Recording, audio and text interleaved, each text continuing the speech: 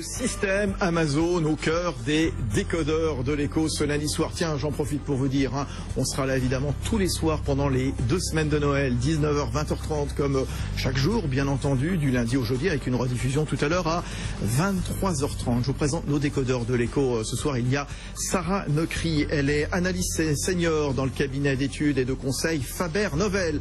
Frédéric Simotel, directeur de la rédaction de 01 Business. Avec nous, Rodolphe Bonas, le pape de la distribution, directeur général du cabinet de conseil CACOM, et Olivier Sichel, PDG du Guide.com, site de vente en ligne, moteur de recherche, comparateur, guide d'achat. Tout à l'heure, on sera avec Grégory Volokin de Mescart Financial Services depuis New York. Alors, Noël, période phase, bien entendu, pour Amazon, le géant du site en ligne. Bonas, ça vous surprend, tel conflit des deux côtés du Rhin, Allemagne et France?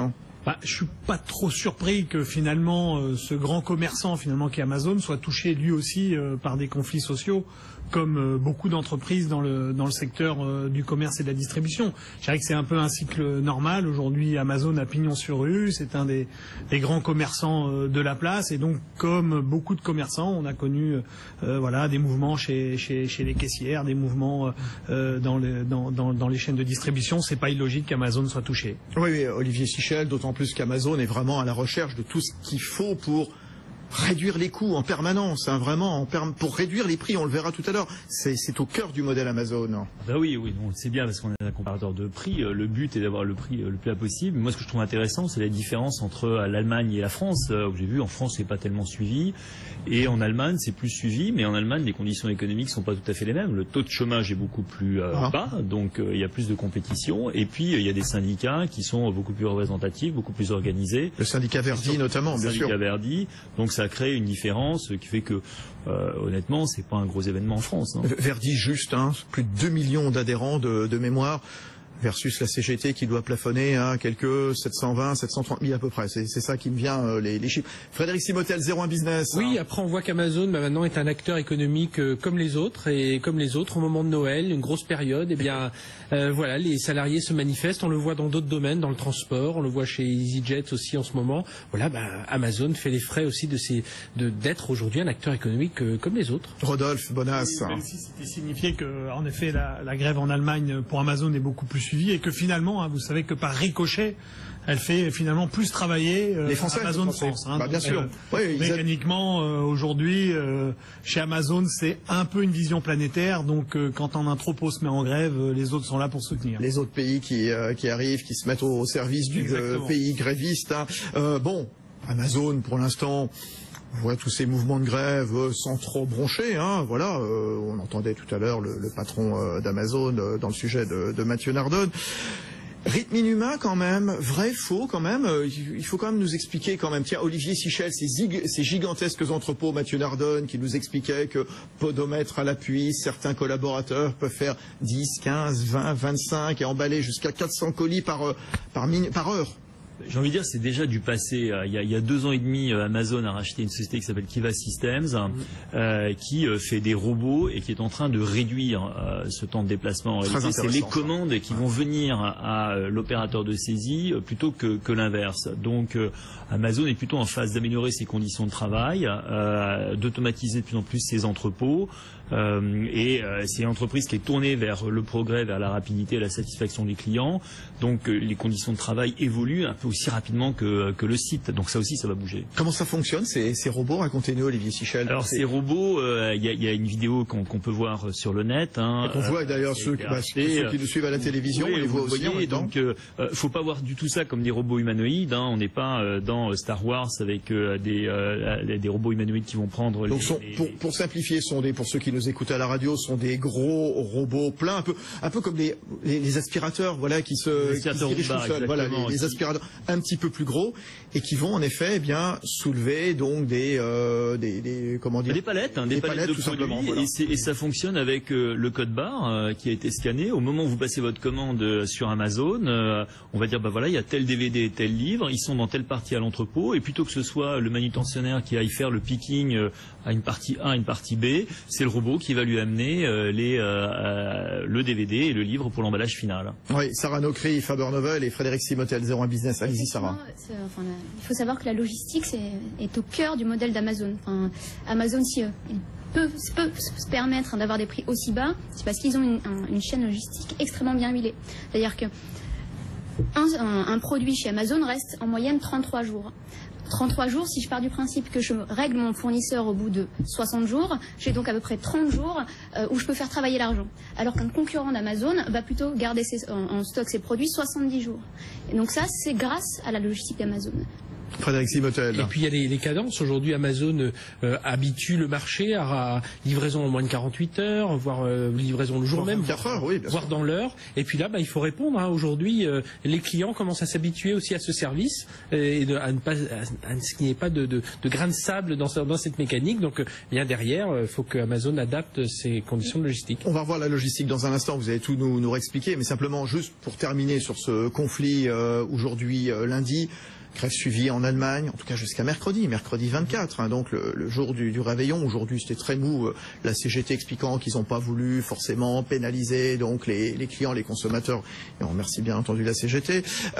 Bon, Amazon, ils avaient trouvé de toute façon la parade, hein. Bien entendu, je le disais, ils sont malins, ils ont les super robots dont nous parlait Olivier Sichel il y a un instant, puis ils avaient juste la bonne idée vendredi de mettre tout le monde en vacances, tous les titulaires en vacances, et faire travailler un petit peu plus les centaines, les milliers d'intérimaires pour les fêtes de Noël. Et on sait très bien qu'un intérimaire se met rarement en grève, Rodolphe. Pas en grève, non. Alors en fait, dans la logique pour Amazon, vous savez qu'à peu près la moitié des salariés d'Amazon France sont des intérimaires, mécaniquement pour répondre à ces périodes de surcharge. Ce qui est intéressant de constater, c'est qu'il faut savoir que en termes de gestion du business sur notre période de Noël, à l'heure où on parle, 85% du business est écoulé. Ça y est, on a fait ces achats de Noël, et en particulier sur Internet, parce que les consommateurs ne prennent pas le risque que éventuellement le colis arrive le 26. Voilà. Un colis qui arrive le 26, c'est quand même un peu décevant. Faire trater. Voilà, exactement. Là, tout d'un coup, on passe à côté. Néanmoins, même avec cette situation un peu tendue, je dirais que Amazon, sur son site, encore ce matin, proposait de commander jusqu'au mercredi, jusqu'au 24. Avant 13h, et vous étiez livré le 24 le jour même dans les grandes villes. Donc, vous voyez dans les grandes villes, oui. Donc vous voyez que quand même ils sont capables de couvrir des zones importantes. Olivier Sichel, le guide. Oui, et puis il y a autre chose sur Amazon, il y a la place de marché. Faut pas oublier qu'il y a des centaines et des centaines de marchands qui sont hébergés sur la plateforme d'Amazon, mais pas de termes logistiques, où là c'est le marchand qui va lui-même assurer la relation client et sa logistique. La transaction va se faire sur Amazon, la comparaison va se faire sur Amazon, mais l'expédition du colis sera faite à partir d'un marchand qui est hébergé sur ce qu'on appelle une place de marché. Tout juste, quelle est la part justement chez Amazon entre ce qui est acheminé, pris dans les immenses entrepôts grands comme 6 fois, 7 fois, 8 fois un terrain de football, et puis ces marketplaces, c'est-à-dire ces entreprises parallèles, ces particuliers même justement qui vont eux-mêmes vendre les biens. Rodolphe, c'est 40%. 40% pour du chiffre d'affaires d'Amazon est en marketplace. En marketplace. Donc c'est assez considérable. Ça veut dire que, en fait, en réalité, dans le business d'Amazon, si on bien le comprendre, il y a 3 grandes lignes. D'accord. Il y a une ligne qui correspond en effet finalement au commerçant digital qu'on connaît, mais de A jusqu'à Z. C'est-à-dire, je source le produit, je le stocke, je prends la commande et je le livre. Il y a cette marketplace, c'est-à-dire finalement je suis un lieu de rendez-vous, et que derrière ce lieu de rendez-vous, finalement, je passe des accords avec des commerçants qui, eux, vont assurer l'ensemble du service. Je ne m'occupe que de la relation client et de la marketplace. Et puis enfin, vous avez un troisième business qui n'est pas neutre du tout, qui est le business du service et du cloud en tant que tel, où Amazon héberge Netflix, Voyage SNCF, voilà, tout un certain nombre de services qui font que c'est vraiment un business sur 3 piliers. Et on a tendance à focaliser sur le premier, qui est le commerce en direct, les entrepôts, mais les 2 autres sont tout à fait considérables. Question qu'ils essayent un petit peu de rééquilibrer, parce que les entrepôts, c'est formidable, hein, tout est là, bien entendu, mais ça coûte extrêmement cher. Sarah Nokri à Amazon, qui génère un très gros chiffre d'affaires, mais qui ne gagne pas énormément d'argent. Effectivement, l'enjeu d'Amazon demain, c'est de pouvoir rétablir un peu le sujet sur les marges. C'est-à-dire qu'effectivement, ils réinvestissent énormément dans le client, ils ouvrent des entrepôts partout, parce que eux, leur objectif, c'est que demain, la livraison, elle se passe le jour même. Donc, je vais construire des entrepôts autour des villes pour réduire ce temps de livraison. Mais l'enjeu, c'est que, il y a un certain retour sur investissement qu'on attend. Il faut améliorer les marges. Et on les améliore comment, les marges? C'est en investissant effectivement sur le service B2B, c'est en investissant notamment dans le Kindle, dans l'écosystème du Kindle, justement favoriser la récurrence auprès d'Amazon. C'est investir aussi sur tout ce qui est contenu digital, c'est un segment sur lequel les marges sont bien meilleures. Donc c'est vraiment investir sur des segments aux marges plus positives, bien meilleures, pour pallier à ces activités moins bénéfices. Oui, parce que l'entrepôt, c'est bien, c'est pratique, mais ça coûte cher, ça génère d'énormes investissements. Et finalement, assez peu de bénéfices, Frédéric Simotel. Oui, et puis Amazon, on vient de le dire à l'instant, a su rentabiliser toute sa partie informatique, sa partie système d'information, sa partie hébergement. Là, on parle de données informatiques pures avec son service qui s'appelle AWS et Amazon Web Services. Et voilà, un entrepôt, c'est un peu plus compliqué. Ils ne peuvent pas mutualiser tout ça. Alors que sur la partie informatique, ils ont déployé tellement de serveurs qu'un jour, ils se sont dit, mais toute cette puissance serveur, on ne va pas la garder pour nous. Et donc, il la revendent. Vous avez des très grandes entreprises. On parlait de sites, mais même des entreprises assez courantes dans des secteurs tout à fait traditionnels hébergent des données, hébergent des applications, hébergent des logiciels chez Amazon. C'est ça aussi la force d'Amazon, Olivier Sichel, c'est cette puissance de stockage, puissance de calcul également, justement. Oui, absolument, avec un système qui est assez connu dans notre jargon, s'appelle les API. En fait, c'est des briques de Lego, c'est des briques de Lego logicielles, et Jeff Bezos est connu pour avoir forcé son informatique interne en fonctionnant en des connecteurs, de façon à ce qu'on puisse se connecter et ouvrir le service à des prestataires totalement extérieurs. Et ça, c'est une grosse force de l'architecture informatique d'Amazon, qui est tout à fait reconnue, et qui lui permet aujourd'hui de se déployer sur plein de nouveaux services. On parlait du service, mais aussi de partie matérielle. Le Kindle, c'est un terminal. Et Amazon s'est même lancé, vous avez vu, alors avec un peu moins de succès, dans les téléphones mobiles. Oui, justement, oui. Alors, est-ce qu'ils ne sont pas un petit peu... Alors, ils ont cherché à se diversifier. C'est vrai que le bon vieux temps où Amazon était juste un libraire en ligne, bon, c'est quand même il y a quelques années, Rodolphe Bonas, depuis, en effet, ils ont lancé le Kindle, la liseuse. Ils se sont essayés au smartphone. Avec plus ou moins de bonheur. Expliquez-nous justement pourquoi ça a marché, pourquoi ça n'a pas marché. Alors en fait, derrière le système d'Amazon, il y a cette fameuse course à l'innovation. C'est-à-dire qu'il y a un élément constitutif du développement de la machine Amazon. On peut considérer qu'au travers de ces trois grandes lignes de business et de tout ce dont on vient de parler, Amazon c'est vraiment l'entreprise du big data. C'est-à-dire le fameux big data dont on parle. C'est vraiment cette machine à stocker de la donnée, l'enregistrer, l'historiser, la fabriquer. C'est tout de nous.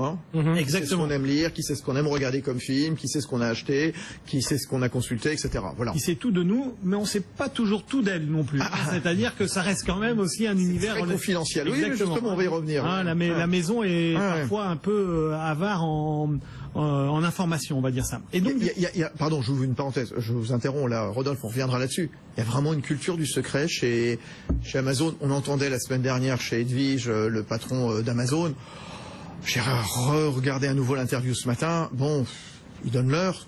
Juste ça, c'est tout. C'est-à-dire que voilà, on n'apprend pas grand-chose. Monsieur Vogt, qui était l'autre jour, c'était un petit peu de l'eau tiède. Voilà, clairement, Frédéric, vous le connaissez ou pas? Je ne mouille pas le monsieur. Non, et puis Jeff Bezos, c'est la même chose. Ils parlent de leurs innovations. Bon, maintenant, ils reviennent pas sur comment ils y arrivent, par les modèles. Et puis, pour dire l'importance des données, aujourd'hui, lorsqu'on parle des leaders influenceurs du secteur numérique, aujourd'hui, on emploie souvent ce terme des GAFA. Google, on comprend, Facebook, voilà, ils sont partout. Apple, et le dernier A, c'est Amazon. Et Amazon, pas pour uniquement son service de commerce électronique, c'est vraiment Amazon pour toutes ces données qu'ils récupèrent. Et là, c'est vrai qu'on est... ils vont pas donner leurs recettes non plus. Bien sûr, oui. Juste sur le secret, toujours, Sarah Nokri. Et on revient voir Rodolphe Bonas de CEACOM. Allez-y, Sarah. Faber Novel. Moi, je voulais intervenir sur cette culture de la donnée en fait, qui existe chez Amazon. Effectivement, Amazon, il y a cette culture de la donnée parce que c'est la donnée qui leur permet d'apprendre et d'atteindre cette excellence. Aujourd'hui, Amazon suit, me semble-t-il, 500 métriques. Donc 80% sont des métriques de performance. Ils suivent donc tous les jours 500 métriques. Ça veut dire quoi, 500 métriques? 500 métriques, c'est-à-dire que je vais avoir un tableau de bord avec 500 éléments à suivre. 500 paramètres, d'accord, très bien. Donc 80% de ces métriques sont orientées clients. Donc je vais m'intéresser au temps de chargement de ma page accueil, je vais m'intéresser au délai de livraison, je vais m'intéresser à une tonne de métriques qui vont me permettre de m'améliorer de manière quotidienne.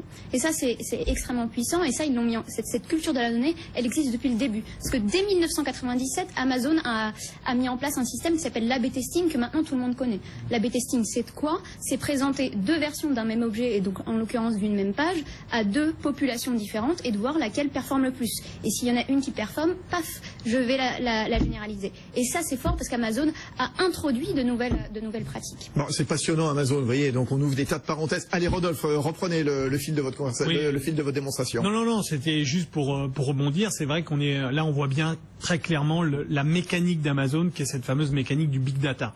Hein, c'est du big data commercial, et en effet l'actif c'est ce big data, et après c'est comment est-ce qu'on va arriver à le transformer. Et c'est vrai que derrière tout ça, il y a quand même une course sur une démonstration qui est quand même compliquée à opérer aujourd'hui par Amazon, qui est la démonstration finalement d'une durabilité de son commerce et d'une rentabilité de son commerce. D'accord? Autant sur tout ce qui est serviciel, on en a parlé, autant sur tout ce qui est place de marché, la démonstration est faite. Sur l'aspect commercial, il y a encore un certain nombre de faiblesses qui sont à prouver. Et c'est pour ça qu'ils innovent énormément. Lesquels, par exemple? C'est quoi le point faible à vos yeux? Rodolphe Bonas, puis après Olivier Sichel nous le dira. Typiquement, on sait très bien que finalement, une commande sur Amazon, c'est une commande qui est quasi monoproduit, où il y a 1,5 ou 2 produits par commande. Donc, on est obligé de répéter son cycle de commande. Et donc, quand vous rentrez dans des logiques... Quand vous voulez dire ça, c'est quoi alors? Typiquement, Prenez un exemple. Typiquement, lorsque vous allez dans un hypermarché, vous avez 15, 20, 30 produits par votre panier. Oui. Lorsque vous allez sur Amazon, vous mettez un produit ou 2 produits dans votre panier au maximum dans votre cycle d'achat. Et donc, résultat des courses, ça veut dire que l'investissement à l'achat pour le commerçant est quand même lourd. Hein, vous voyez ce que je veux dire? Donc, il y a encore des logiques. C'est-à-dire qu'il vaut mieux mettre 15 articles dans un caddie que 2, voilà. Que 2, voilà. Hein, donc, l'idée, c'est un petit peu ça. Donc, il y a encore des éléments de démonstration de son modèle. C'est la raison pour laquelle Amazon innove énormément pour essayer de trouver des leviers et arriver à démontrer son commerce. Allez, Olivier Sichel, le guide. Le point faible, c'est la profitabilité. Hein. Dans les GAFA, Google, c'est très profitable, Apple aussi, Facebook aussi, et c'est Amazon qui a, je dirais pas le taux de profit, puisqu'ils sont en perte, et les années où Amazon a fait des profits, on les compte sur les doigts d'une main.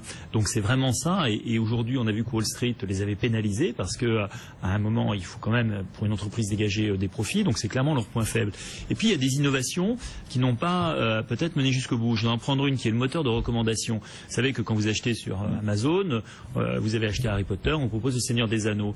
Ce moteur de recommandation, qui sont des technologies de big data, c'est une entreprise qui s'appelle Criteo en France, qui s'est dit mais je peux l'appliquer à d'autres business, et notamment le business qu'on appelle du retargeting sur la publicité, où vous avez vu telle publicité, tel produit, on vous le repropose à un autre moment. Et ça a donné cette entreprise qui vaut aujourd'hui plus de 2 milliards. On a identifié ce qu'on appelle l'achat programmatique, justement, avec toutes les agences de pub qui organisent des enchères à la microseconde, justement, pour, on va dire, tiens, Olivier Sichel, il aime, par exemple, le badminton et la pêche à la ligne, et boum, on va vous cibler comme ça. Juste vous, dans votre business à la tête du guide.com, qu'est-ce qu'Amazon a pu vous apporter comme bonnes idées, par exemple, ou un petit peu vous motiver? Nous, c'est un de nos partenaires importants. C'est un très grand partenaire dans le commerce électronique. Maintenant, ce qu'on voit, c'est que c'est pas toujours le moins cher. Et les gens ont un peu le réflexe d'aller sur Amazon, mais vous savez, dans le commerce électronique, il y a 180 000 marchands en France, rien qu'en France. Et donc, c'est impossible pour un marchand d'être toujours celui qui est au plus bas prix. Et on le voit. La bagarre est au couteau tiré entre des Cdiscount, des boulangers, des Darty, des Fnac.com, qui sont tous en compétition, et la compétition elle se fait sur le prix. Donc nous, la valeur ajoutée qu'on a, c'est à un moment donné, quel est le moins cher? Et ça change tout le temps, Fabrice, parce que qu'on ne sait pas aussi, c'est que c'est du big data. Amazon change ses prix à la minute. Depuis qu'on a commencé l'émission, c'est pas 10 000 prix, c'est pas 100 000 prix, c'est peut-être 250 000 prix qui ont changé chez Amazon. Et chez les concurrents aussi, parce que tout ça se fait en temps réel. Mais Amazon, j'ai l'impression, Olivier Sichel, Frédéric Simotel, ils n'hésitent pas à les baisser le plus possible pour être tout. La devise, c'est le client est roi. Et justement, avec des marges où il rogne en permanence, Frédéric Simotel. Oui, et je crois qu'il y a un élément qui est important, ce que disait Olivier Sichel, c'est autour de l'innovation. Autant quand on parlait de Google, Apple, Facebook, ils ont les moyens d'innover. Ouais. Ils peuvent se perdre dans certaines innovations.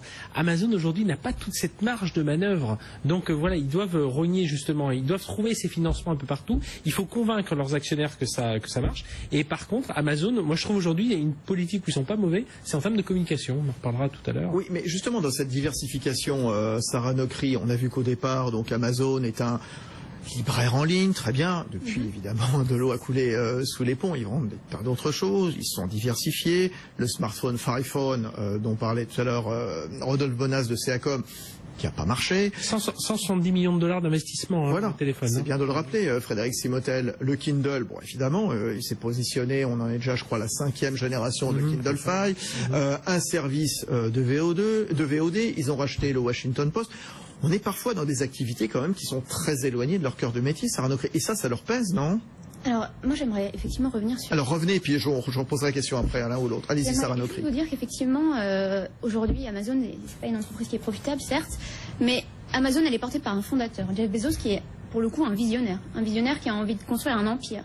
Et pour Amazon, justement, créer de la valeur pour le client, c'est aussi accepter de rogner sur les marges à court terme. Donc, parce que ce sacrifice qu'il fait à court terme, lui, il en voit un bénéfice sur le long terme. Aujourd'hui, Amazon se construit pour devenir une infrastructure et veut devenir l'infrastructure du commerce de demain. C'est pour ça qu'il investit énormément dans les entrepôts, dans la chaîne logistique, parce que toute cette chaîne, il va partager les coûts avec les partenaires qui en bénéficieront par la suite. Donc effectivement, peu profitable aujourd'hui, mais profitable demain. En tout cas, c'est la vision de Jeff Bezos demain. Le deuxième point, sur les GAFA, sur le fait qu'ils n'aient pas forcément beaucoup d'argent aujourd'hui à investir. Aujourd'hui, quand on regarde les comptes d'Amazon, 80% du cash d'Amazon est réinvesti dans l'expérience client. Donc, ils se mobilisent énormément pour investir dans l'expérience client et pour atteindre l'excellence. Et, pardon, je n'ai pas terminé. Rodolphe, je ne permettrai pas. Allez-y, Sarah Nokri, Fabien Menal. Donc, effectivement, ils réinvestissent énormément. Et c'est aussi ce qui pèse aujourd'hui dans leurs comptes. Et dernier point sur leur stratégie tentaculaire. Aujourd'hui, le commerce, on ne peut plus réduire ça à un support tel que le web, le magasin physique. Tout devient commerce. Et l'objectif d'Amazon, c'est de faire en sorte de multiplier les points de contact pour que tout point de contact devienne opportunité d'achat. Et c'est ce qui justifie aujourd'hui cette stratégie d'Amazon. Donc oui. Donc ils se dispersent pas forcément. Ils se dispersent pas. Voilà. Leur objectif, c'est de capturer l'attention C'est de jeter leur filet un petit peu partout. Il y en a qui aiment la lecture, hop, Kindle. Il y en a qui aiment le téléphone, qui veulent téléphoner. Ils utilisent ça. La VOD, c'est pareil. Et au fur et à mesure, hop, ils arrivent à collecter des données sur tout le monde. Eux, c'est gagner la conviction, c'est gagner la fidélité d'un consommateur. Rodolphe Venat, j'ai cru un instant que vous alliez interrompre Sarah Nokri et je vous aurais pas trouvé très galant. Non, mais là allez-y, Rodolphe. Oui, j'ai tes limites. Ouais, mais bon, voilà. Non, juste simplement pour dire. Tout ceci est vrai au niveau stratégique. Néanmoins, sur le troisième trimestre 2014, c'est quand même une entreprise qui voit son chiffre d'affaires grimper de 20% et qui... Alors, un chiffre d'affaires à peu près 60 milliards d'euros et 75 milliards de dollars, mais avec une perte quand même d'environ 500 millions de dollars. Voilà, exactement. Voilà. Donc, du coup, le chiffre d'affaires grimpe et on perd 500 millions de dollars. Voilà, 74 milliards de dollars. Donc, voilà, exactement.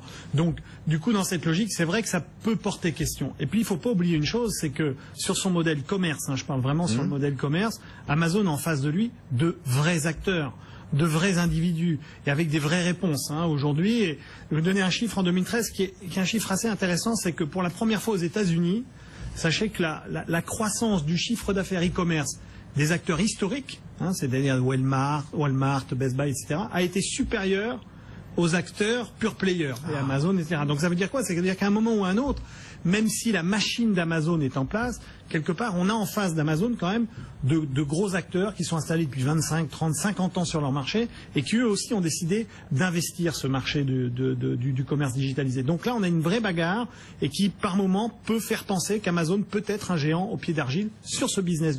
Et d'ailleurs, tiens, ça tombe bien parce que là, vous parlez de Best Buy, de Walmart, etc. Mais on parlera aussi de Google aussi, parce que Google, et on appellera tout à l'heure, on l'appellera vers 20h, je pense qu'il sera disponible, il sera 14h là-bas à New York, Grégory Volokin, justement. Google, peut-être principal, unique concurrent donc de Amazon. On y reviendra, on développera ça. Olivier Sichel, le guide. Oui, moi je disais, c'est que effectivement les commerçants classiques ont élaboré une riposte. Et la plupart des commerçants classiques, la riposte, elle tient en un mot, c'est le multicanal. Et le fait que aujourd'hui, face à un acteur aussi innovant qu'Amazon, il n'y a pas le monopole de l'innovation. Des acteurs comme Fnac, comme Darty ont aussi innové et eux s'appuient sur leur magasin. Parce que c'est vrai que le 22 décembre, pour avoir vraiment simplement le colis au pied du sapin après-demain, vous dépendez quand même de la poste, de l'acheminement. Alors que ces acteurs-là sont encore très présents parce que vous avez toujours la possibilité d'aller récupérer votre colis dans un magasin. Et donc, tous ces acteurs-là ont joué sur la différenciation, de se dire, certes, Amazon est sans doute le leader mondial du commerce électronique, mais j'ai mes magasins, j'ai mes vendeurs, j'ai une possibilité de conseil, je peux m'appuyer sur des bornes déposées en magasin, la possibilité de récupérer mes stocks très rapidement en magasin. Et ça, prix, ils ont été... Pardon Olivier, Ouais. Et le prix aussi. Ce qu'il faut expliquer, c'est que en face d'un Amazon à 75 milliards de dollars, vous avez un Walmart à 430 milliards de dollars. Donc la logique du prix est quand même un élément déterminant. C'est pas Olivier qui va me dire le contraire, mais à l'achat, c'est quand même un élément qui détermine l'achat. Un mot, Frédéric Simotel, et puis on revient vite pour s'interroger ce soir sur jusqu'où ira Amazon dans les décodeurs de l'écho. Frédéric Simotel. On entend même parler aujourd'hui alors je sais pas, on dit continuous canal, c'est vraiment ça force les acteurs traditionnels à se battre, à innover. Au départ, ils voyaient Amazon comme un concurrent sur le commerce en ligne, donc la Fnac, voilà, tout un tas d'enseignes, on cherche à concurrencer sur le magasin en ligne, difficile. Par contre, eux, comme ils disposent des magasins physiques, on parle de Darty, enfin voilà, toutes ces grandes enseignes qui ont des magasins physiques aujourd'hui, eh bien ils ont le côté sans couture, c'est-à-dire que j'aille en magasin, que je sois sur le site web, que je sois sur mon mobile, je suis toujours reconnu comme un client de la marque, et ils vont beaucoup jouer là-dessus, et comme le disait Rodolphe, ils ont 25 ans, voire 100 ans d'historique derrière, d'historique client, et à eux de faire ça, évidemment, au profit de la clientèle. Ils ont une expérience passionnante, nos décodeurs de l'écho, ce lundi soir, à l'avant-veille du réveillon de Noël. On va retrouver dans un instant Sarah Nocri, Faber Novel, Frédéric Simotel, 01 Business, Rodolphe Bonas, CACOM et Olivier Sichel, le guide.com. Restez avec nous, bonne soirée, on revient tout de suite. L'écho, c'est clair sur BFM Business. Fabrice Lundi reçoit les décodeurs de l'écho. Oui, les décodeurs de l'écho ce soir avec une actualité autour d'Amazon. Parce qu'il y avait un conflit aujourd'hui en France, pour protester un petit peu contre les cadences infernales, le fait que bien les salariés dans les immenses entrepôts fassent des kilomètres à pied pour préparer les colis, des dizaines, des centaines de colis, donc chaque heure. Conflit assez peu suivi en Allemagne, peut-être un petit peu plus, mais bon, vous savez, Amazon est très malin, ils arrivent un petit peu à contourner donc les grévistes pour faire en sorte que les colis suivent leur cours et soient au pied du sapin, donc après-demain, mercredi, bien entendu. Oui, Amazon, avec des pics de préparation de colis, 1 million de colis par jour, avec certains jours de ce mois de décembre. Frédéric Simotel, c'est conscient. Comment ils font justement pour préparer, acheminer 1 million de colis par jour chez Amazon en France? Eh bien, on l'a dit tout à l'heure, c'est une logistique irréprochable, des systèmes d'information derrière très puissants, très performants, des centaines et des centaines de serveurs informatiques, des logiciels évidemment pour appliquer tout ça, et puis un suivi de la commande en temps réel, une parfaite connaissance des clients, reconnaître aussi tout. Vous savez qu'ils ont un système où ils préparent la commande, vous n'avez même pas acheté que la commande est déjà prête. Ils réussissent même à voir ils se disent, tiens, les gens qui vont voir ce produit-là, je sais pas, un livre, enfin un produit quelconque, 4 sur 10 vont l'acheter. Eh bien, 4 fois sur 10, ils vont préparer la commande avant que la personne l'achète, en disant, il y en a un des 10 4 des 10 qui vont l'acheter. Olivier Sichel, le guide.com est avec nous également ce soir. Vous avez tout le système des précommandes. Vous savez qu'aujourd'hui, par exemple, Game of Thrones, vous pouvez déjà le précommander. Donc tout ça se fait en avance. Et puis, ils sont quand même aidés par un gros partenaire qu'on oublie toujours dans le commerce électronique, c'est la Poste. Il faut bien voir que Amazon prépare tous les commandes et tous les commerces électroniques le préparent. Mais ce million de commandes d'Amazon, il s'ajoute à X centaines de milliers de commandes de la Fnac, de Darty. Tout ça arrive par la Poste parce que les camions de la Poste le font et le dernier mètre, c'est quand même un postier qui le fait. Faut pas oublier ça. Rodolphe Bonas, directeur général de CACOM, groupe de conseil et de communication. Là, on est vraiment au cœur de tout ce big data là dont on parlait, qui finalement est assez magique et d'une forme de commerce prédictif. C'est-à-dire que finalement les modèles arrivent à vous permettre de dire finalement si j'ai emmagasiné 2 millions de clients, je sais exactement comment vont se comporter les millions qui va arriver devant moi. Donc c'est ça un peu la magie du système Amazon pour un commerçant, parce que du coup on se dit tout est prévisible et on sait exactement où est-ce qu'on va. Juste Frédéric Simotel, je vais peut-être poser une question complètement idiote, mais on avait un acteur quand même très connu en France qui s'appelle La Redoute, avec un gros catalogue, qui vend des tas de choses, qui vend des vêtements, qui vend de l'électroménager, qui vend des livres, enfin des livres, non, il vendait pas de livres, mais... C'était l'Amazon français, à la seule différence qu'il ne vendait pas de livres, de disques. Qu'est-ce qui a fait que ça n'a pas pris? Bien ça n'a pas pris. Ils sont vraiment en plein renouveau. Ils réinvestissent beaucoup dans leur système d'information. Ce qui n'a pas pris, c'est ils sont restés un peu sur des modèles traditionnels, ce gros catalogue papier. Parce que c'est vrai que la Redoute, c'était un catalogue produit, un fichier client, une marque. La Redoute, c'est vrai qu'il y avait une marque de confiance. La Redoute, il y a beaucoup de choses, un grand groupe derrière. Ce qui n'a pas fonctionné, c'est qu'ils n'ont pas vu cette vague arriver, comme beaucoup d'acteurs traditionnels, qu'ils ont mis du temps un peu à ruer. Puis ça fait partie d'un grand groupe. C'était peut-être pas le secteur le plus prioritaire de ce grand groupe à l'époque. Donc aujourd'hui, investissement considérable de ces acteurs. D'ailleurs, on en parlera, j'en profite. Le 4 février, BFM Business organise une manifestation de 01 Business Forum. Et ça sera l'événement de ce début d'année 2015. Ouais, et la dirigeante Nathalie Bala de la Redoute sera là pour parler justement de comment elle est en train de relancer tout ça. Donc c'est un événement où on va parler de numérique pour les dirigeants au pays des gens. Donc voilà, c'est vrai qu'il y a la Redoute. Voilà, qui ne demande qu'à renaître et à repartir sur Rodolphe Bonas. Alors, il faut évoquer qu'il y avait cet historique et il y avait aussi tout le réseau.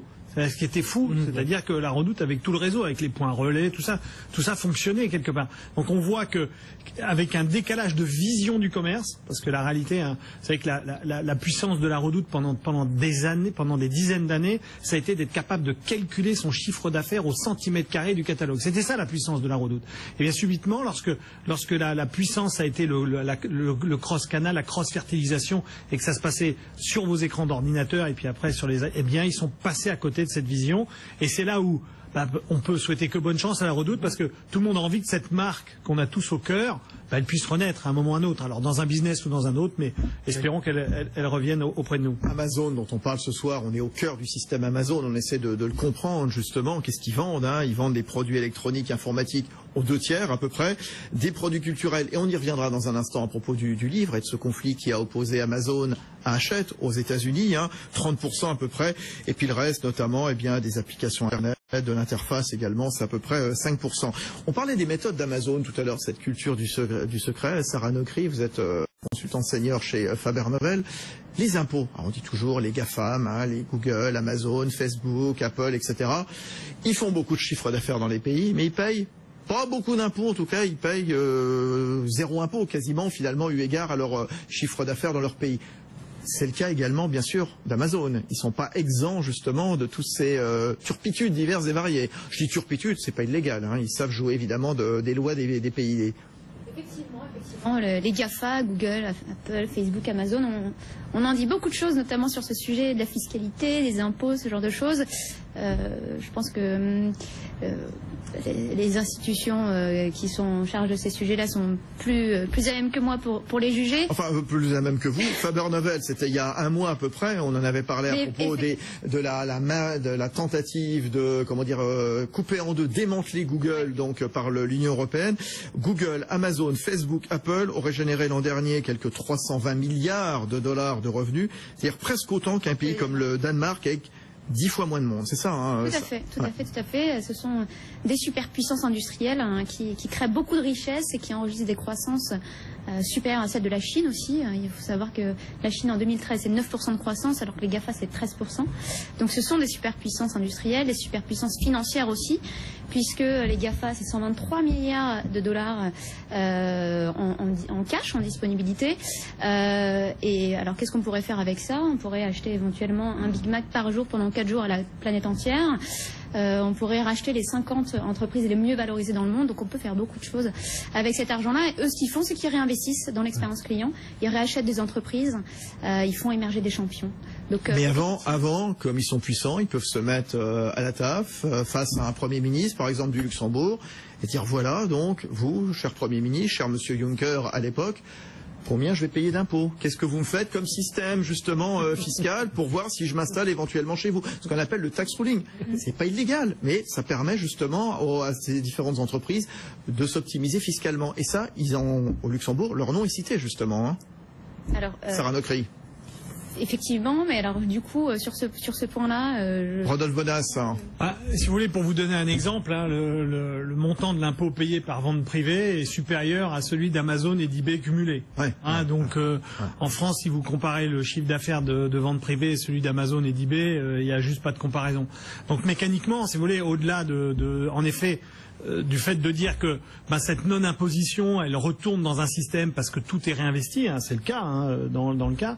Néanmoins, on est quand même sur des pratiques finalement où c'est un petit peu, j'allais dire, une règle commerciale où un accélérateur est donné à certains acteurs par rapport à d'autres. Parce que finalement, les acteurs dits traditionnels, eux, sont obligés d'y passer et donc mécaniquement... Il s'est joué des lois, Amazon. Exactement. Il peut très bien dire aussi à un pays, si vous n'êtes pas d'accord avec mes... Je quitte le pays. Voilà. Tout à fait, mais néanmoins, si vous voulez, sa richesse vient aussi de la puissance de consommation du pays où il est installé. Donc, il semblerait normal qu'on puisse se poser la question, ne serait-ce que par une règle d'équité vis-à-vis des autres acteurs du marché. Voilà, surtout ça. Voilà, parce que finalement, il n'y a pas forcément d'équité, il y a peut-être un revers de la médaille. Olivier Sichel, Frédéric Simotel. Je lisais également une contribution de Stéphane Trépoz, le patron de Sarenza, c'était dans Challenge le mois dernier, qui dénonçait finalement un manque d'éthique sociétale. Donc, disait Stéphane Trépoz, Amazon n'hésitant pas à déférencer sans le prévenir un fournisseur.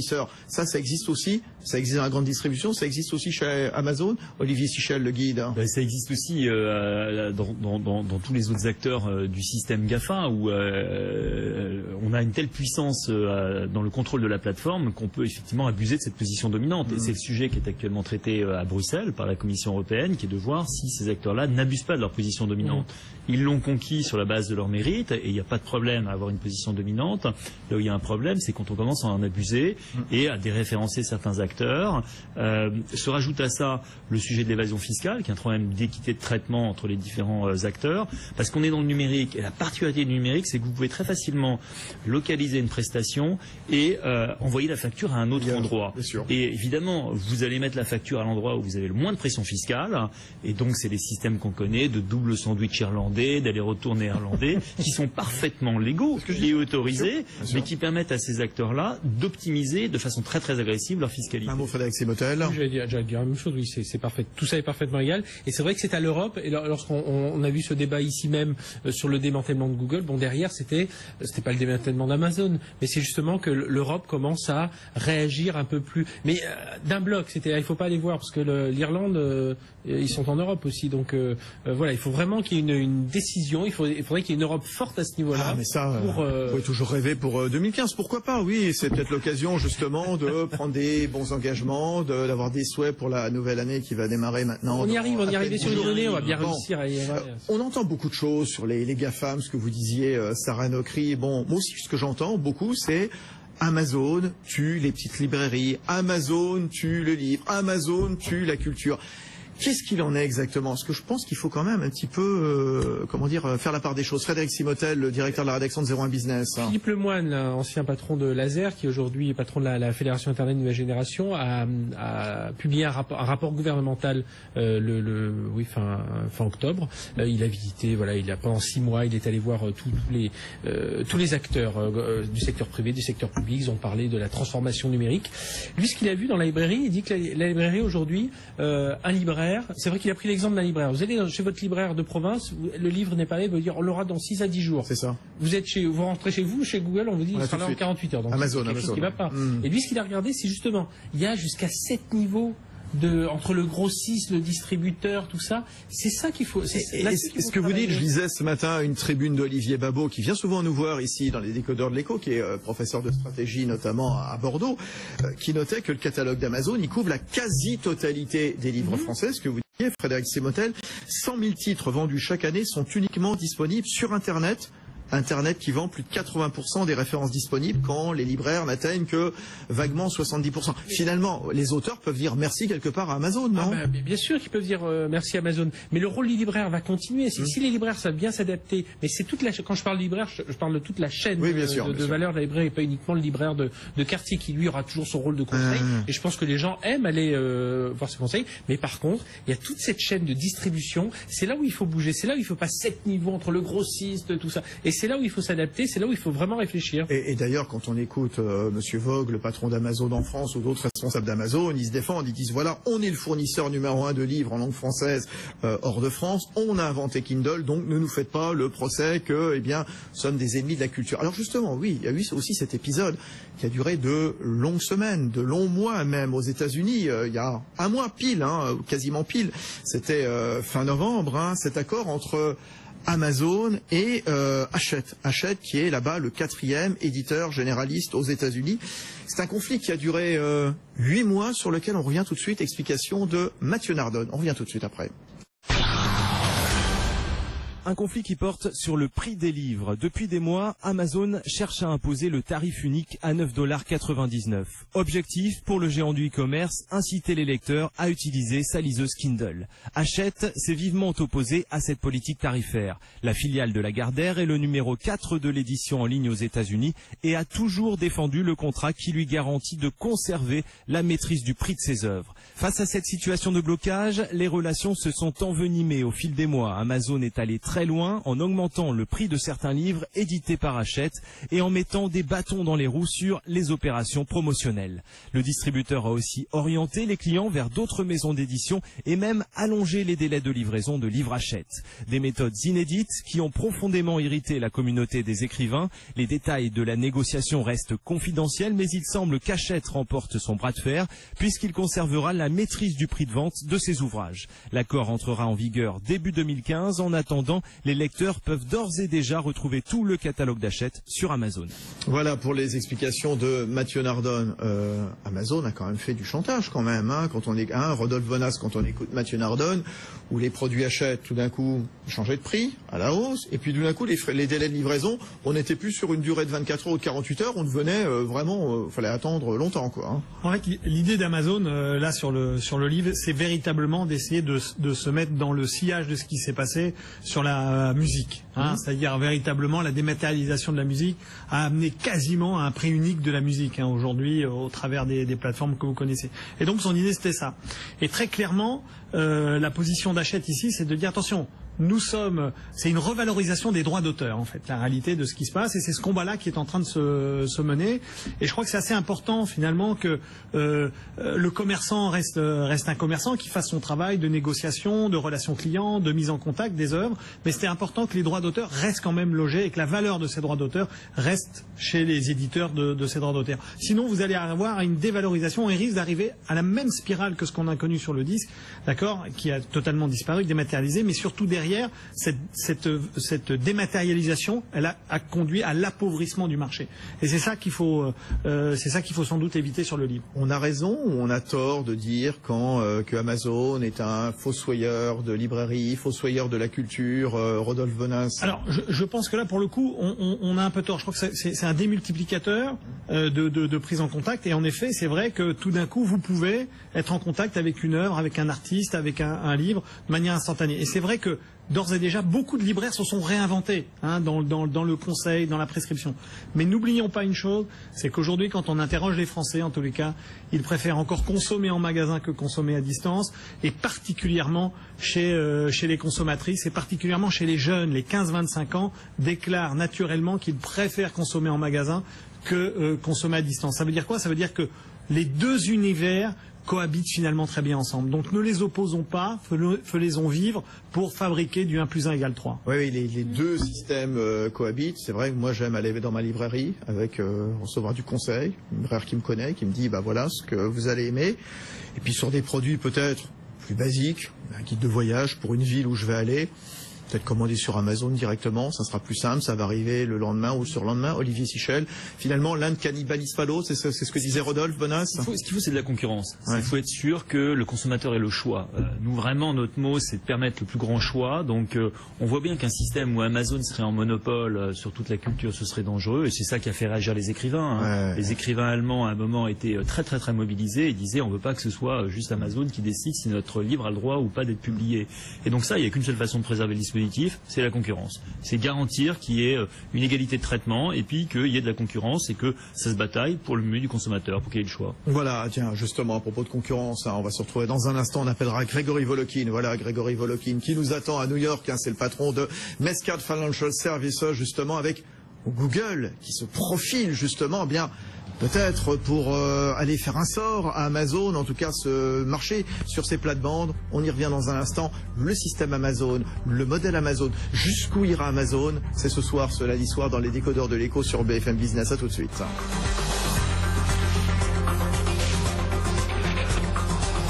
L'écho, c'est clair sur BFM Business. Fabrice Lundi reçoit les décodeurs de l'écho. Oui, les décodeurs de l'écho qui vous donnent rendez-vous pendant les vacances de Noël, pendant les 2 semaines, tous les soirs, 19h, 20h30, avec une rediff, bien entendu, comme tous les soirs, à 23h30, à la télé, à la radio. On est sur BFM Business. Et ce soir, ce lundi soir, à l'avant-veille du réveillon de Noël, c'est Amazon au cœur de l'actualité, avec un mouvement de grève des deux côtés du Rhin, en Allemagne, en France. En France, pas trop suivi, hein. Bon, il n'y a pas eu trop de perturbations, pas trop d'impact sur la préparation des colis, l'envoi donc des colis donc chez les uns et les autres. Oui, les collaborateurs d'Amazon qui se plaignent un peu des cadences infernales, qui voudraient davantage de temps de pause, qui voudraient être mieux payés dans ces grands entrepôts, vous savez, grands comme plusieurs terrains de football où ils font parfois on parle en dizaines de kilomètres chaque jour pour aller piocher des DVD, des livres, etc. et préparer les colis. Alors quel est l'avenir d'Amazon? Qu'est-ce qui nous prépare encore Amazon? On continue d'en parler avec Sarah Nocri, elle est consultante senior chez Faber Novel. Avec nous, Frédéric Simotel, directeur de la rédaction de 01 Business. Rodolphe Bonas, à la tête de son cabinet de conseil de communication dans la distribution CACOM. Et Olivier Sichel, c'est le patron du guide.com. Tiens, Rodolphe Bonas, question d'Olivier Dumaine.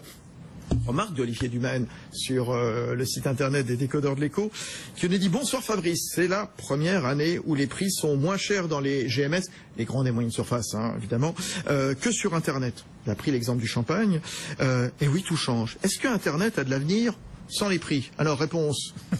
Là, Olivier met le doigt sur un élément en effet très important, c'est que la réponse s'organise. La réalité, c'est qu'il n'y a pas d'opposition en fait aux deux canaux. La réalité, c'est la complémentarité. Et la meilleure preuve, c'est que de plus en plus de commerçants alignent leurs prix entre le digital et le physique. Ça veut dire quoi? Ça veut dire que cette histoire de dire digital, physique, il n'y a pas d'opposition, il y a une complémentarité. Un des succès du commerce de la FNAC, vous avez vu, la FNAC est en plein redéploiement, c'est clairement que l'ensemble de l'offre commerciale est verticale, digital, magasin, même combat. On va chez l'un, on va dans les magasins en dur pour tester les objets éventuellement. Vous allez toucher, sentir, comparer, avoir du conseil, Internet. Et vous pouvez les acheter sur Internet, ça change rien. Olivier Sichel à la tête du comparateur qui est le guide.com, qui est moteur de recherche aussi. Oui, exactement. Vous savez, à la FNAC, chez Boulanger, chez Darty, les gens ne sont pas stupides, ils regardent les prix. D'ailleurs, la plupart utilisent le guide.com pour voir où ils sont positionnés. Et quand ils voient qu'ils sont mal positionnés par rapport à ce qu'on appelle un pure player, ils ajustent leur prix. Et donc tout ça était extrêmement dynamique et extrêmement concurrentiel. Faut rappeler que tout ça c'est du commerce et au centre du commerce il y a le prix. Et donc il faut pouvoir comparer et les gens s'ajustent. Ils savent très très bien que s'ils sont dépositionnés, ils vont pas vendre longtemps et le client va partir. Sarah Nocri. Effectivement, le point de la transformation aujourd'hui des retailers traditionnels, c'est de faire en sorte que le catalogue en ligne soit le même que celui qui est en lieu physique, en magasin. Et d'ailleurs c'est un des métriques, un des points qui est suivi par Walmart, c'est de savoir quel pourcentage du catalogue en magasin est disponible en ligne. Et l'objectif, c'est d'arriver à 100%. Et on a quoi pour l'instant? On est dans quel taux? Il me semble qu'on est à 80%. 80%. Ouais. Frédéric Simotel, 01 Business. Oui, je rebondis sur ce que j'ai dit tout à l'heure. Aujourd'hui, le but, c'est que le client trouve son produit, qu'il soit Internet, et qu'il soit toujours reconnu, qu'il aille en magasin. On sait quand il arrive en magasin qu'il est allé déjà visiter les sites, qu'il a demandé ses produits. Voilà, et ça c'est un élément important. Mais on en parlera peut-être. Moi, ce que je trouve, Amazon commence aussi à faire une politique de communication un petit peu plus subtile aujourd'hui. Moi, j'ai trouvé que, c'est peut-être le sens journaliste qui parle, un peu critique parfois, mais on a vu, alors que tout le monde allait parler, on était début décembre, donc on commençait à dire les achats de Noël, voilà, il faut y penser, on va faire les meilleurs prix. Amazon a communiqué un peu de façon, on a eu l'histoire des robots. Donc c'est sorti au bon moment pour parler d'Amazon. On a eu cette histoire qui finalement était des robots, c'était donc ce que nous racontait tout à l'heure Michel, le rachat de Kiva donc à presque 800 millions de dollars donc pour acheter tous ces robots qui acheminent donc des palettes dans les entrepôts. N'empêche que pendant 3 jours les images ont tourné en boucle de ces robots. Et puis il y a eu cette histoire aussi d'un jeune internaute anglais qui s'était fait livrer, qui avait reçu par erreur pour 4 500 € de produits d'Amazon. Amazon, alors qui soi-disant devait aller au centre de retour de produits, puis en fait il y avait une erreur, c'est lui qui les avait reçus. La belle histoire, il va revendre les produits, ça va lui servir à remonter sa boîte. Finalement tout ça c'était faux. Mais la communication a bien marché. Bien sûr. Et je trouve que là aussi il y a des petites choses comme ça qui montrent qu'Amazon cherche aussi à se différencier, à faire parler de lui, pas uniquement sur les prix. Sarah Nokri, juste si je vous pose la question comme ça, à 1000 €, 1000 $, peu importe, c'est qui le principal concurrent d'Amazon? Alors moi je dirais qu'il n'y a pas un concurrent à Amazon. Je pense que le concurrent de demain d'Amazon, c'est effectivement tous les retailers qui ont des magasins. Amazon, c'était du prix et un catalogue absolument incroyable. Les retailers ont effectivement ils ont le maillage géographique. Les revendeurs, comme nous disait tout à l'heure Rodolphe Bonas, les Walmart, Tesco, etc. Les retailers traditionnels, c'est d'une part d'aller sur le digital et de faire en sorte qu'il y ait une cohérence entre le catalogue en ligne et le catalogue physique, une cohérence dans le prix. Mais au-delà de ça, c'est aussi revaloriser le point de vente, c'est-à-dire qu'on n'est plus dans un modèle purement transactionnel. Il s'agit de faire passer à un moment plus de loisirs sur le lieu physique. Et là est tout l'enjeu. Et je vous donnerai juste l'exemple de Globetrotter, qui est le décathlon allemand, qui lui a repensé complètement le lieu, puisqu'il a mis en place une petite piscine pour que les gens puissent tester des canoës-kayaks. Ils ont mis en place des chambres froides pour que les gens puissent rentrer dedans avec leur parka. Ils ont complètement repensé le lieu pour que ce soit un lieu de loisirs où les gens puissent tester leurs produits. Et il est là l'enjeu. C'est effectivement d'offrir la commodité de l'achat en ligne. Donc j'ai pas le temps de me déplacer, donc je peux acheter en ligne. Mais c'est aussi de faire en sorte que le point de vente il fasse vivre autre chose. Ouais, bien entendu. À moins que ce concurrent soit Google. On va appeler Grégory Volokin, qui était à New York, c'est le président de Mescat Financial Services. Grégory Volokin, qui est en ligne, je le vois. Grégory, on voit Google finalement qui est né e-commerçant, il n'est pas commerçant virtuel, il n'est pas non plus marketplace, mais il cherche de plus en plus à rivaliser avec Amazon, non ? Oui, je crois que Google en fait très peur à Amazon, parce que l'intention de Google, elle est toute simple. Vous faites une recherche sur Google, disons que vous recherchez des sneakers Nike. Vous allez écrire sneakers Nike, et puis vous avez directement, en arrivant sur Google, évidemment, la description de sneakers, des tas de photos, l'adresse de Nike, l'adresse sur laquelle vous pouvez commander ça dans des tas d'autres magasins. Par contre, vous devez aller sur ces autres sites pour les commander. Et en général, les gens, tout simplement, qu'est-ce qu'ils font ? Ils vont directement sur Amazon pour faire leurs achats. Et ce que Google voudrait proposer maintenant, c'est qu'ils introduisent sur leurs résultats de recherche un bouton Buy, acheter, et que le client puisse directement acheter en passant par Google le produit qu'il désirait regarder d'abord sur Google. Alors évidemment, ça enlève un peu le pain de la bouche de Amazon et peut-être même de beaucoup d'autres détaillants, puisque ça introduit un nouveau concurrent auquel on n'avait pas pensé jusqu'à maintenant. Est-ce que Amazon peut vraiment se défendre vis-à-vis de ça? C'est l'avenir qui va nous le dire. La première défense d'Amazon, et ça on en a bien l'habitude, c'est les prix. C'est d'avoir toujours les prix les plus bas. C'est pour ça qu'Amazon a toujours de la peine à faire des profits. Une autre défense d'Amazon, c'est que pour beaucoup de leurs clients, il y a ce qu'on appelle Amazon Prime, c'est-à-dire qu'on paye un abonnement annuel et la livraison des produits est gratuite. Donc en fait, Google a beaucoup à faire avant de prendre cette clientèle à Amazon, mais en tout cas, ils vont essayer de le faire. Voilà, Grégory Volokin, donc depuis New York, président de Mescat Financial Services. Oui, je lis Eric Schmidt, il y a quelques temps, c'était en octobre, beaucoup de gens pensent que nos concurrents sont Bing ou Yahoo. Eric Schmidt, c'est le patron de Google, bien sûr. Mais en réalité, notre premier rival dans la recherche en ligne, c'est Amazon. Olivier Sichel, vous y croyez, vous, à cette concurrence, ce concurrent qui se profile, qui est Google ? Pas un instant. Pas un instant. C'est pas du tout l'ADN des deux sociétés. Vous avez d'un côté un moteur de recherche et de l'autre côté vous avez un marchand. Ce que Eric Schmidt cherche à faire, c'est à éviter d'avoir une régulation sur son monopole qui est en Europe, où il a 92% de part de marché. Et c'est vrai que Bing et Yahoo ne sont pas des acteurs significatifs sur le marché européen. Non. À la différence du marché américain, où sur le marché américain, ils ont 30%. Donc, à ce moment-là, il faut se trouver un concurrent. Mais ça a autant de sens que si la SNCF vous disait, moi je peux être régulé parce que mon concurrent c'est Renault. Renault fabrique des voitures qui permettent aux gens d'éviter le train. À un moment, la SNCF va peut-être se poser la question de voir si Blablacar, par exemple, n'est pas un concurrent de la SNCF. Absolument, et ça c'est quelque chose c'est quelque chose de nouveau, mais pas Renault, vous voyez qu'il y a une cas, analyse de marché pertinent et que on peut pas mettre sur le même plan une entreprise comme Amazon qui a des entrepôts, une logistique, donc cœur de métier, on l'a dit autour de ça pendant une heure, le cœur de métier c'est la logistique, et puis une autre dont l'ADN c'est vraiment l'algorithme.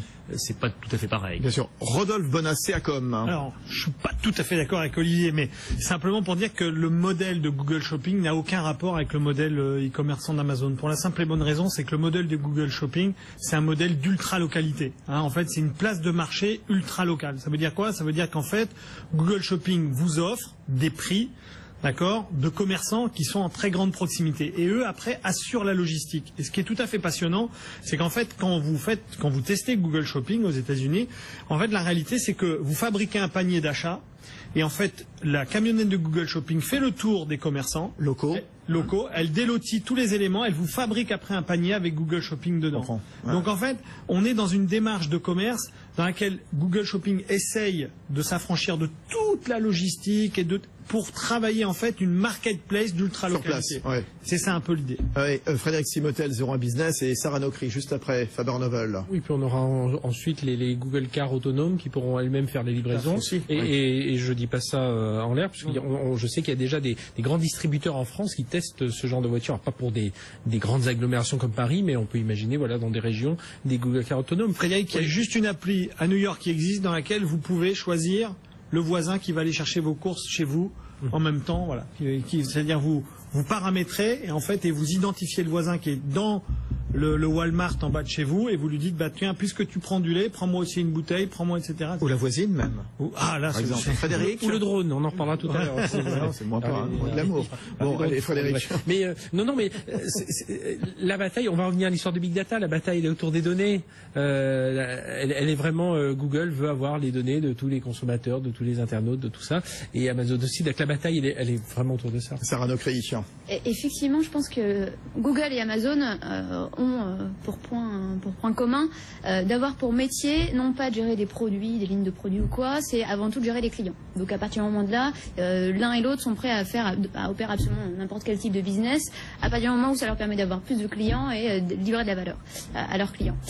Par contre, un point sur lequel effectivement on peut se poser des questions, c'est sur la légitimité de Google, puisque tout l'enjeu même d'un Amazon, c'est d'avoir des comptes clients et de faire en sorte qu'en un clic, mon client puisse payer son achat.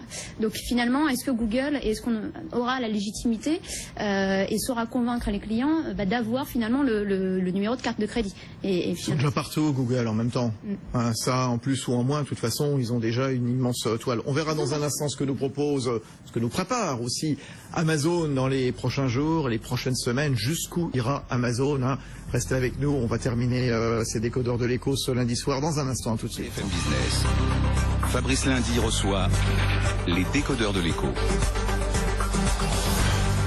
Alors jusqu'où ira Amazon? On est au cœur du modèle Amazon ce soir dans les décodeurs de l'écho. On a vu qu'Amazon avait considérablement élargi sa palette avec de la librairie tout au départ, bien entendu, la VOD, Kindle, téléphone, un smartphone, ça n'a pas très bien marché. Ils ont acheté le Washington Post. Alors, dans un autre genre, bien entendu aussi, ils sont lancés dans les produits frais aussi.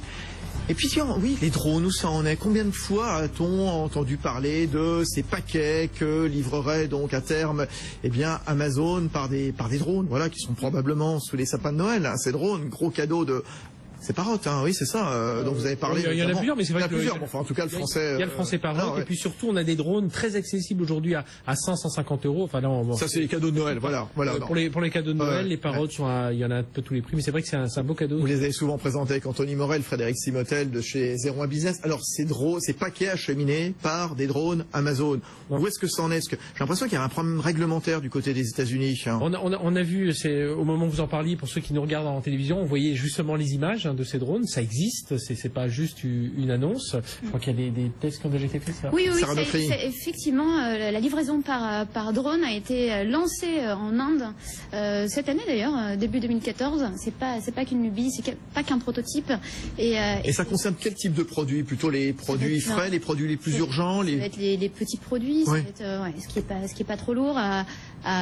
Comme on a un écran plat, ils vont pas me le livrer avec un drone a priori. Voilà. Pas que ce soit trop fragile non plus. Mais ce qui est fantastique avec ce modèle, c'est qu'effectivement dans des pays où les infrastructures routières sont pas forcément les plus optimales pour assurer une livraison par autoroute, j'utilise les airs parce que du coup j'arrive à toucher mon client là où il est. Voilà, en 20-30 minutes à peu près. Frédéric Simotel. Oui, on a vu même aux États-Unis. Moi j'ai vu des projets d'immeubles avec une plateforme pour les drones de Google, d'Amazon. Les gens dans l'immeuble commandent et puis un peu comme une plateforme d'hélicoptère au-dessus des hôpitaux, plateforme de drone et puis on ira chercher son colis. Et ça donne des idées. Vous nous parliez tout à l'heure de la Poste, Olivier Sichel, vous êtes le patron du guide.com justement qui achemine tous les paquets pour Noël. Géopost qui est filiale de la Poste depuis le mois de septembre, ils testent justement des drones. Ils testent, ils y vont, mais il y aura aussi un moment où il y aura une dématérialisation, Fabrice, parce que les produits initiaux de Google, c'était le livre, d'Amazon, c'était le livre et c'est devenu numérique. Et demain, si vous pensez aux imprimantes 3D, on aura peut-être chez soi des imprimantes 3D et Google se passera des drones ou Amazon se passera des drones. Vous fabriquerez les produits directement chez vous avec votre imprimante 3D. On aura là complètement achevé le cycle de numérisation et de dématérialisation des livraisons. Ils ont des projets en matière d'imprimante 3D Amazon ou pas? Pour l'instant, ceux-là sont confidentiels. On n'a pas parlé, mais on voit que tout ce qui est le secteur des imprimantes 3D, c'est la nouvelle frontière de la Silicon Valley. Là-bas, on ne parle que de ça, on parle des systèmes d'exploitation et ça, vous n'avez plus besoin de vous embêter entre guillemets avec la livraison. C'est la numérisation qui se fait de bout en bout. Juste. Sarah Nokri, Faber Novel. Effectivement, ce qui est formidable avec Amazon, c'est quand même ils ont absolument aucun affect avec les moyens. C'est-à-dire que ils vont pas hésiter à trouver de nouvelles façons de faire les choses mieux, plus vite, pour livrer toujours plus de valeur pour le client. Et ça, c'est important. C'est important parce que les moyens sont par définition obsolètes. Ouais. Deuxième point, pardon. Excusez-moi. Le deuxième point qui est très important avec Amazon, je viens de l'oublier, excusez-moi. C'est moi qui vous ai troublé, puisque j'étais en train de réagir en effet sur le fait de livrer de plus en plus vite. Prime View aussi à New York, à Manhattan justement, Rodolphe Bonas ou Frédéric Simotel, c'est l'idée de livrer dans la journée même, justement. Justement, je passerai à voir la Rodolphe. Ils ont aussi testé des boutiques éphémères. Ils ont eu des boutiques à New York et à San Francisco, donc ils regardent aussi ce modèle. Ouais. Alors, il y a la livraison le jour même. Livraison le jour même. Gap a lancé, ce que Macy's a lancé également. Eh bien, Amazon aussi ne veut pas leur laisser la place. Exactement. Donc il y a ce service de livraison dans la journée même. Même en France, vous pouvez le faire, je vous le rappelle, dans les grandes villes particulièrement. Il y a les lockers. Vous savez qu'il y a beaucoup de lockers à Amazon. On sait que la Poste française réfléchit à installer des lockers. Des lockers, c'est-à-dire des casiers en fait, des casiers de livraison. La Poste, ils en ont déjà. Oui, tout à fait. Ils ont accessibles tard le soir. Ce qui est tout à fait extraordinaire dans ces innovations, c'est que ça permet à l'ensemble d'un marché de bouger finalement et de modifier notre commerce. Et ça répond aussi à une logique toute simple.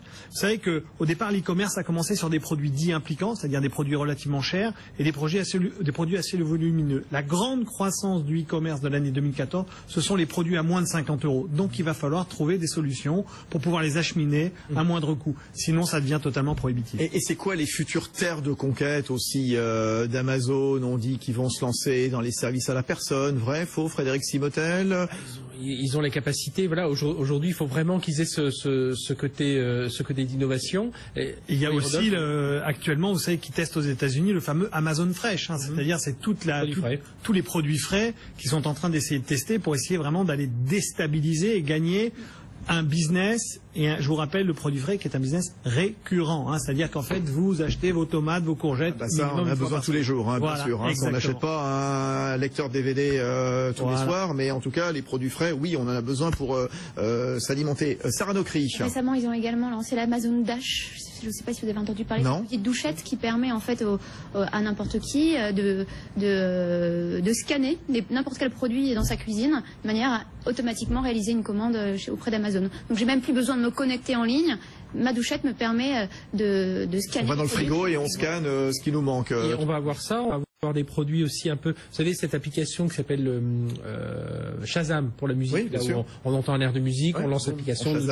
Eh bien, il y a ce genre de produit aujourd'hui qui commence à sortir. On a des Français d'ailleurs qui sont plutôt bons dans ce domaine de Shazam pour les vêtements, pour différentes choses. Donc on va voir un produit qu'on aime bien, on va le shazamiser, voilà, puis on va le trouver sur Internet. Si j'aime votre cravate, je vais shazamiser votre cravate et je vais la recevoir tout de suite. Voilà, soit ils vont vous dire, voilà, je sais où elle est achetée, voire, voilà, je vous propose un produit similaire, et ça, voilà. Quel homme élégant, Frédéric Simotel. Et puis, j'ai vu également qu'Amazon va faire également de la vente de produits aux entreprises également. Ça, c'est ce qui leur manquait aussi, Rodolphe Bonas. On vend aux particuliers, mais aussi on va vendre des matériaux aux entreprises. Alors, il faut savoir que si on prend la totalité du commerce au sens large, le commerce de gros est bien supérieur au commerce de détail. Hein. Ah oui. Donc mécaniquement, il y a un enjeu considérable à aller conquérir ces marchés. Attention, Amazon, c'est à la fois des lignes de produits qui lancent. Hein. Vous avez vu qu'ils ont lancé les accessoires automobiles pour venir concurrencer Oscaro.com en particulier.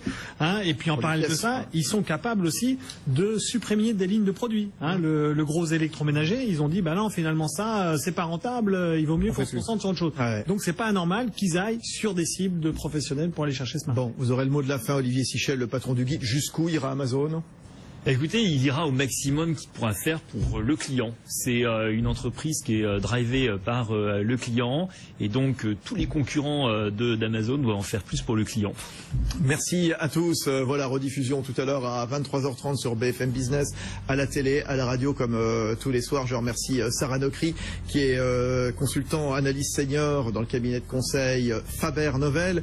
Frédéric Simotel, directeur de la rédaction de 01 Business, Rodolphe Bonas, le directeur général de son groupe de communication et de conseil dans la distribution CACOM, et puis Olivier Sichel, le fondateur président du guide.com, qui est à la fois un moteur de recherche, un guide d'achat, un comparateur. Donc merci, rendez-vous demain soir, mardi à 19h.